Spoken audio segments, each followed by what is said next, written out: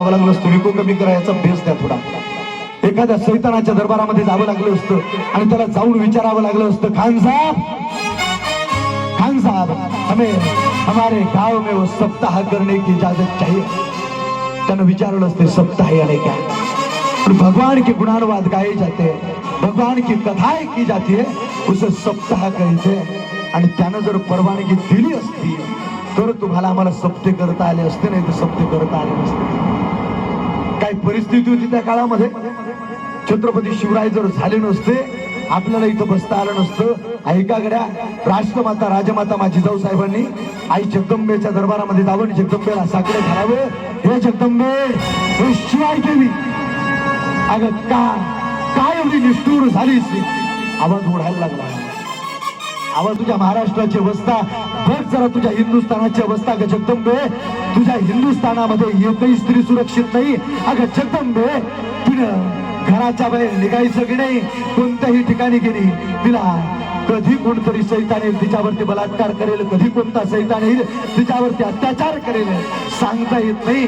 जगदंबे, या भूमीमध्ये या हिंदुस्थानामध्ये असा रत्न जन्माला घाल की तो या धर्मावरती आलेलं संकट दूर करेल, धर्मावरती आलेली ग्लानी दूर करेल आणि तो या हिंदुस्थानातील आया बहिणींचं रक्षण करेल.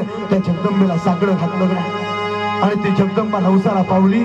दिवस उगवला 19 फेब्रुवारी 1630. शिवनेरी नावाचा किल्ला आहे, पुण्याचा प्रांत आहे. पुण्याच्या प्रांतामध्ये शिवनेरी नावाच्या किल्ल्यावरती 19 फेब्रुवारी 1630च्या रात्रीला मराठ्यांचा बाप, आपल्या हिंदुस्थानाचा बाप छत्रपती शिवरायांचा जन्म झाला. सगळीकडे आनंद पसरायला लागला आणि लोकांच्या मुखातले शब्द आहे, किसी के पेट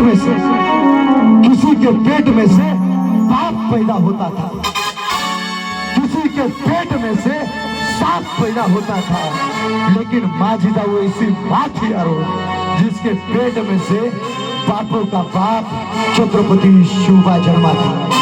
आणि छत्रपती शिवराय जन्माला आले. काय केलं या बापाच्या बापानं? अहो चावताना रायरेश्वराच्या मंदिरामध्ये, त्या जगदेश्वराच्या मंदिराचे मध्ये जाऊन ऐका गड्या, जगाच्या पाठीवर भगवंताला दुधाचा पाण्याचा अभिषेक करणारे हजारो लाखो राजे जन्माला आले असतील, पण भगवंताच्या दरबारामध्ये जाऊन स्वतःच्या रक्ताचा अभिषेक करणारा एकमेव राजा जन्माला आला आणि त्या राजाचं नाव आहे छत्रपती शिवाजी महाराज. त्या राजा ज्या कुसेमध्ये वाढला, ज्या प्रांगणामध्ये वाढला, जिच्या छत्रछाये कलेमध्ये वाढला, ती छत्रछाया होती राष्ट्रमाता राजमाता माझी जिजाऊ साहेबांची. अहो काय रणरागिणी आहे महाराष्ट्राची, काय रणरागिणी आहे मराठ्याची. भोसल्याच्या घरामध्ये जावं आणि सगळ्या कुळाचा उद्धार करावा. साधवाची लेख ती सूड भोसल्यांची, राष्ट्रमाता राजमाता माय शिवबाची. त्या शिवबाची माय असणारी राष्ट्रमाताचे संस्कार शिवबावरती आहेत ना, तेच संस्कार धर्मवीर संभाजीराजांवरती दिले. काय संभाजीराजांची अवस्था, 5 वर्षाचं वय संभाजीराजांचं आणि 5 वर्षाच्या वयामध्ये छत्रपतींच्या सोबत आग्र्याला जाऊन पोहोचले आणि खानाच्या समोर उभे राहिले. खानाकडे डोळे वाचून पाहतात आणि खानानं प्रश्न केला, संभा तुम्हें हमारा डर नहीं लगता? आणि कडाटला छावा, औरंगजेब हमें किसी का डर नहीं लगता, बल्कि हमारी वजह से सबको डर लगता है. आणि तो संभाजीराजा 5 वर्षाचं वय संभाजीराजांचं. औरंगजेबाला राग आला, निघून गेले छत्रपती शिवराय. परत संभाजीराजा 14 वर्षाचा होईपर्यंत मथुरेमध्ये ठेवावं. संभाजीराजे महाराष्ट्रामध्ये येऊन पोहोचले आणि आल्याच्या नंतर जो औरंगजेब आग्र्याला बसलेला आहे, औरंगजेबाला राग आलेला आहे. वो संभा, वो काफर 5 साल का था, आया था हमारे दरबार में. हमने उसे पूछा था, संभा तुम्हें हमारा डर नहीं लगता? अरे जाओ कोई तो महाराष्ट्र में और दिखा दो संभा को अपनी औकात. औरंगजेब क्या है, क्या चीज है औरंगजेब. आणि महाराष्ट्राच्या दिशेने औरंगजेबाची सेना येऊन पोहोचली. 30,000ची सेना आहे. नाशिकच्या प्रांतामध्ये रामशेज नावाचा किल्ला आहे. रामशेज किल्ल्यावरती संभाजीराजे राहायला लागले. औरंगजेबाच्या सेनेनं रामशेजला वेढा टाकला आणि त्या औरंगजेबाला, त्या सेनेला की जो आला होता आणि सांगत होता खान साहेबा जाऊंगा महाराष्ट्र में और अभी लाऊंगा उस काफर शिवा को, काफर संभा को आपके सामने। त्या संभाजीनं 1 2 3 4 5 नाही, अरे 9 वर्षापर्यंत सतत लढत ठेवावं। एक एक लढाई करतोय राजा आणि प्रत्येक लढाईमध्ये जिंकतोय। प्रत्येक दुश्मनाला पडलेला प्रश्न आहे ये संभा की सभा, संभाजी के भावने हर युद्ध में जाओ, किसी भी रणभूमि पे जाओ, मराठों की सेना कम है और दुश्मन की सेना ज्यादा। और लड़ाई के अंत में पता चलता है मराठों की जीत हुई है और दुश्मन वहां से भाग कर निकला है। लड़ाई प्रत्येक युद्धामध्ये मराठे जिंकतायत। हे मराठे नवीन सैन्य आणतायत कुठून, नवीन मौले आणतायत कुठून माहित नाही। हे मराठे कोणत्या मातीपासून बनले? त्या संभाजी राजाने प्रत्येक लढाई करावी आणि प्रत्येक लढाईमध्ये जिंकावं। ऐकागड्या जगाच्या पाठीवरचा एकमेव राजा असा आहे, Guinness book of world record मध्ये त्याची नोंद आहे। तो राजा एकही लढाई आजपर्यंत कधी हरला नाही असा असणारा संभाजी राजा आहे। सगळं चांगलं सुरळीत राज्य चालू असताना भरलेल्या दुधाच्या पातेल्यामध्ये मिठाचा खडा पडावा आणि ती परिस्थिती निर्माण झाली।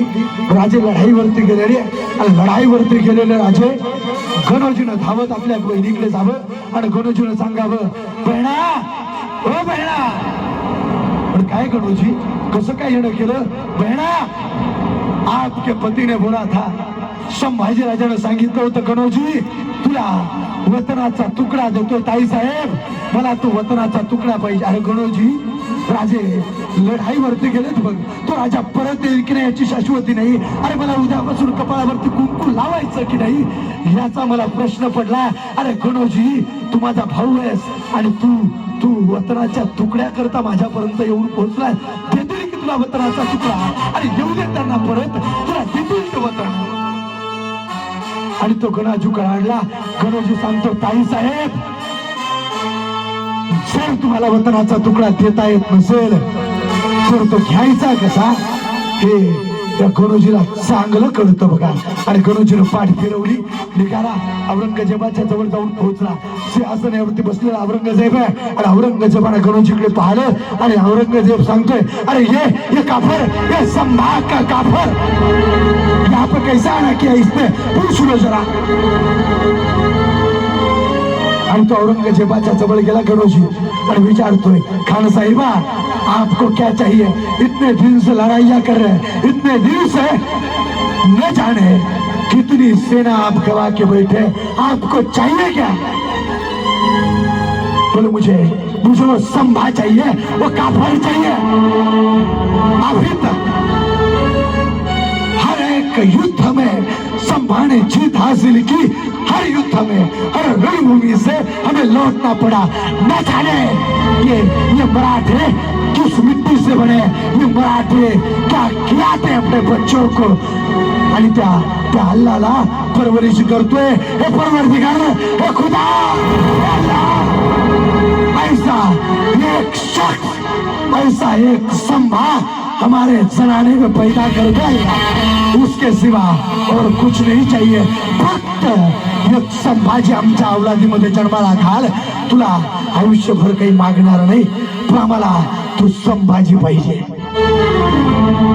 आणि गणोजी सांगतोय, खान साहिबा आपको चाहिए संभा और मुझे चाहिए वतन, पर मैं आपको संभा दे सकता हूँ, आप मुझे वतन दोगे? अरे काय बोलतोस गणोजी, 9 वर्षापर्यंत लढत ठेवलं त्या संभाजीनं, आम्हाला त्याची सावली सुद्धा पाहायला मिळाली नाही आणि तू सांगतोय संभाजी देतो? जी सरकार आपको संभाजी दूंगा। वह संभाजी कल सुबह संगमेश्वर में अपनी सेना के साथ मिलेगा। आणि तो संभाजी राजा संगमेश्वरावरती येऊन पोहोचतोय. सगळे मावळे बाजूला आहे आणि कवी कलश संभाजीराजांच्या बाजूला उभे. संभाजी राजानं सगळीकडून वेढा टाकलेल्या मावळ्यांना सांगावं पुढच्या लढाया कशा लढायच्यात, आपल्याला पुढची रणनीती कशी आखायची, तर संभाजी राजानं सांगावं. आणि त्या ठिकाणी गर्जना झाली.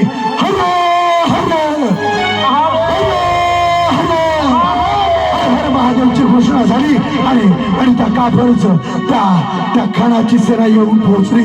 संभाजी राजाला आजूबाजूला वेढा टाकलेले सगळे मावळे उभे. आतमध्ये संगमेश्वरावरती तो दरवाजा ढकलला जातोय. एक एक एक एक काफर आतमध्ये येतोय आणि मराठ्यांवरती वार करतोय. सपासप तलवारांचे वार व्हायला लागले. एक एक मावळा कापला जातोय. करता करता करता करता सगळं मराठ्यांचं सैन्य संपलं. संपली सेना. 2 जण शिल्लक आहे आणि तो रात कवी करत धावत येतोय. आवाज देतोय राजे राजे राजे बघा बघा हुआ राजे. बोले क्या हुआ कवी. राजे आपण कैद झालो, आपण पकडल्या गेलोय. कवी तुला काहीतरी गलतफहमी झाली बघ. मला पकडायचं असेल एवढं सोपं नाही. आणि आजपर्यंत किती जण आले मला पकडण्याकरता, मला पकडू शकले नाही. आणि सांग त्या पकडणाऱ्याला संभाजीला जर पकडायचं असेल, अरे कुत्र्या गिधाडाचं काम नाही. संभाजी वाघाचा छावा आहे आणि छाव्याला पकडण्याकरता वाघ असावा लागतो. कुत्र्या गिधाडाकडून पकडलं जाणं शक्य नाही. राजे आपलाच गणोजी फितोर झालाय. दुश्मनांच्या सेनेला जाऊन मिळाला आपला गणोजी. गणोजीने बघा केला राजे. आणि राजा बघतोय गणोजीकडे, सांगतोय गणोजी अरे वतन मागितलं असतं दिलं असतं तुला. काय गरज होती दुश्मनाकडे जाण्याची, काय गरज होती दुश्मनाच्या सेनेची मिळण्याची. आणि राजांवरती सपासप तलवारांचे वार व्हायला लागले. सगळी सेना संपली. 2 जण शिल्लक आहे. राजा दोन्ही हातामध्ये शमशेरा घेऊन लढतोय आणि गणोजी सांगतोय अगर संभा को कैद करना हो तो सबसे पहले इसके हाथ बांधो. आणि दोन्ही बाजूला 2 साखळदंड फेकले गेले. संभाजी राजेच्या ज्या हातामध्ये शमशेर आहे ते हात साखळदंडामध्ये अडकले जातात. पायामध्ये साखळदंड अडकले जातात. आणि जो राजा अंगावरती राजशाही पेहराव केलेला आहे तो राजा अंगावरती विदूषकाचा झबला घातला. राजाला उंटाला बांधलं आणि फरफटत घेऊन जात होते शंभूराजाला. गडावरती असणाऱ्या गडकडे आला आणि वारीला झालेल्या वारकऱ्याला माहित नव्हतं माझा राजा कैद झाला, माझा राजा पकडला गेलाय. माहित नव्हतं का. त्या राजाचे हात बांधले, त्या राजाचे पाय बांधले आणि त्या राजाला एका खांबाला बांधल्या गेलं. तो औरंगजेब राजाच्या समोर येतोय आणि संभाजी राजाला सांगतोय संभा हमारे मजहब में आ जाओ, हमारा मजहब स्वीकार करो, तुम्हें तुम्हारी मौत बख्श देंगे. आणि कडाडला छावा औरंगजेब जान की फिक्र है तो हमारा हिंदू धर्म स्वीकार कर ले, तुझे तेरी मौत बख्श देंगे. आणि राजाला औरंगजेब पाहतोय राजाकडे. राजाचे हाताची नख काढल्या जातात, पायाची नख काढल्या जात आहेत. कुठन तरी एखादा दगड फिरकावत यावा, राजाच्या अंगावरती लागला जावा, चिर करण रक्ताची चिरकांडी उडावी. कुठन तरी एखादी तलवार यावी, राजाच्या अंगावरती चालावी, रक्ताच्या धारा वाहाव्या. जसा भोकड सोलावा तसा माझा संभाजी राजा सोडला गेला. राजाची अवस्था आहे. कुणीतरी उकळतं पाणी राजाच्या अंगावरती टाकावं, कुणीतरी यावं मीठ अंगावरती चोळावं, कुणीतरी यावं राजाच्या अंगावरती मिरचीचं तिखट लावावं. आणि तो राजा सहन करतोय सगळं. औरंगजेबाला सांगतोय याच्या मुखातून फक्त मला आवाज पाहिजे, हा झुकला पाहिजे, हा वाकला पाहिजे. पण वाकल कसा आणि झुकल कसा? शिवाच्या पोटी जन्माला आलाय, त्याचा बाप वाघ आहे आणि वाघाचा छावा येतो. कुणाच्या पुढे झुकणार नाही, वाकणार नाही असा असणारा राजा 40 दिवसापर्यंत अत्याचार सहन केले. परत जातोय औरंगजेब आणि औरंगजेब सांगतोय, इसकी आंखें निकालो इसकी. तप्त झालेल्या सळया राजांच्या डोळ्यापर्यंत आणल्या आणि ज्या राजानं हिंदुस्थानाचं वैभव बघितलं, ज्या राजानं सह्याद्रीची श्रीमंती बघितली, ज्या राजानं मासाहेबांचं स्वरूप बघितलं, ज्या राजानं हातानं शमशेर कशी चालवायची हे बघितलं, आज ते डोळे काढले जात आहेत. अंगार होतो डोळ्यांचा आणि तप्त झालेल्या सळया राजांच्या डोळ्यामध्ये चालल्या जात आहेत. कुणीतरी सांगितलं त्याच्या कानामध्ये तप्त झालेलं शिस होता. कुणीतरी यावं, तप्त झालेलं शिस राजाच्या कानामध्ये होतावं आणि कुणीतरी यावं, राजाची जीभ काढण्याचा प्रयत्न करावा की ज्या मुखानं जगदंब जगदंब जगदंबाची घोषणा केली त्या मुखातली जीभ काढायची. राजाची जीभ काढण्याकरता नाना प्रकारचे प्रयत्न केले जातात. राजाचं मुख उघडत नाही, राजाचा जबडा उघडला जात नाही. अरे उघडलं कसा? कळायला पाहिजे होतं त्या काफराला, कळायला पाहिजे होतं त्या औरंगजेबाला. अरे सिंहाच्या जबड्यात घालून हात मोजण त्याचे दात, ही जात सांगणारी औलाद आमची एवढ्या सहजासहजी उघडणार नाही तो जबडा. आणि तो राजाचा जबडा उघडला जात नाही. कोणीतरी सांगावं, त्याचं नाक दाबावं आणि श्वास घेण्याकरता तळमळतोय राजा. मुख उघडल्या गेलं आणि जगदंबाची घोषणा देणार मुख, त्याच्यामधले जीभ काढल्या गेले. कवी कलश राजाला सांगतोय, राजे आपण शैतानाच्या दरबारामध्ये, आपण दुश्मनाच्या तावडीमध्ये. राजे या परिस्थितीला राजा करता कवी कलशाने शब्द वापरावे. राजे क्या खूब लड़े हो जंग, देखत आपका तेज ताकत तेजत औरंग. ओ राजे काय लढला तो औरंगजेब. स्वतःच सिंहासन सोडलं आणि तुमच्या समोर घुटणे टेकतोय तो औरंगजेब. आणि त्या औरंगजेबाला कवी कलश सांगतोय, कवी कलश म्हणतोय, सुन औरंगजेब, तुझ्या दरबारामध्ये आम्ही उभे, तुझ्या दरबारामध्ये असताना सगळी सेना, सगळं राज्य, यहाँ पे दिखने वाले हाथी, घोड़े, तोप, तलवारें, फौज तो तेरी सारी है, लेकिन जंजीर में जकड़ा राजा मेरा अब भी सब पे भारी राजा म्हणजे धर्मवीर संभाजी राजा आहे. 40 दिवसापर्यंत अत्याचार सहन केले. राजानं धर्म बदलला नाही, राजानं जात बदलली नाही. हिंदुत्वा करता लढले, हिंदू धर्म स्वीकार केला आणि हिंदू म्हणून मरण पावले. आपल्या भूमीमध्ये, आपल्या समाजामध्ये, आपल्या धर्मामध्ये अशा काही अवलादी जन्माला येतात की अगदी तुटपुंजा पैसा करता, अगदी थोड्याशा धना करता आपला धर्म सोडायला तयार होतात. लव जिहादचा प्रकार ऐकला असेल. हजारोच्या संख्येने हिंदूंच्या मुलींना न्यायचं, त्यांचा धर्म बदलायचा आणि त्यांच्याशी विवाह करायचा, त्यांचा वापर करायचा आणि त्यांना सोडून द्यायचं. ही परिस्थिती आताची.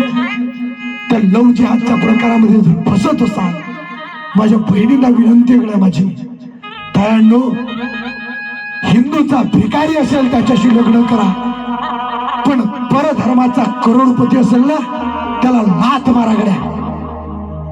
हिंदूचा भिकारी तुम्हाला स्वाभिमानाने वागवेल, स्वाभिमानाने जगवेल, पण परधर्माचा करोडपती असेल तो तुमचा मोलकरणीसारखा वापर करेल. आपल्या गावामध्ये तुमच्या तिलखेड्यामध्ये अशा काही अवलादी जन्माला आल्या की त्यांनी धर्म बदलला, हिंदू धर्म सोडला आणि त्यांनी दुसऱ्या धर्माचा स्वीकार केला. ज्या दिवशी त्यांच्यावरती वाईट वेळ येईल ना, कळेल त्या दिवशी त्यांना की आपण हिंदू धर्माचा स्वीकार केला असता, हिंदू धर्म जपला असता तर आज आपला फायदा झाला असता. माझं बोलणं तुम्हाला कडू वाटत असेल, माझं बोलणं वाईट असेल, पण ते सत्य करत आहे, त्या धर्मा करत आहे. आपण जी गाय आपल्या गोठ्यामध्ये असते ना, एखादं लहान लेकरू आईच्या स्तनामधला त्याचा पाढा जर आटला, त्या गाईचं दूध त्या लेकराला पाजतात. गाय हिंदू धर्मामध्ये एवढी पवित्र आहे की तिला मायेचा दर्जा आहे. आणि त्या गाईला आपण एखाद्या कसायाला विकावं, एखाद्या कसायाला आपण ट्रॉलीमध्ये गाय भरून द्यावी, एखाद्या गाडीमध्ये आपण गाय भरून द्यावी आणि ती कापण्याकरता न्यावी. अरे त्या गाईला जर कापत असाल, लोकांना सर्व धर्म समभावाचा किडा जास्त वळवळ करतोय. हे जे सर्व धर्म समभावाच्या नावावरती जगणारे आहे ना, कधीतरी त्यांना म्हणा आमच्या सप्त्याची मिरवणूक आहे आणि या सप्त्याच्या मिरवणुकीत घ्या गुलाल अंगावरती. नाही घेणार. तुमच्या कपाळावरती कुंकू कधी लावणार नाही, गळ्यामध्ये तुळशीची माळ कधी धारण करणार नाही, तुमच्या शिवलिंगावरती येऊन कधी ते पाणी चढवणार नाही. एक शब्द बोलतो ऐका, गाईला कापणारा आणि गाईची पूजा करणारा कधीच भाई भाई होऊ शकत नाही. गाईला कापून खाणारा आणि गाईला आई मानणारा कधीच भाऊ होऊ शकत नाही. आपण जे त्यांच्या माग माग पळतोय ना, बंद करा गड्या. नाही नाही, सर्व धर्म समभाव नाहीच. सगळे धर्म जर सारखे असते, आजपर्यंत जेवढे आतंकवादी हल्ले झाले, आतंकवादाला धर्म नाही, पण आजपर्यंत जेवढे काही आतंकवादी हल्ले झाले त्याच्यामध्ये हल्ला करणारा एकही हिंदू नव्हता. सगळ्यांचा धर्म तपासा, कोणत्या धर्माचे होते, सगळे त्याच धर्माचे का.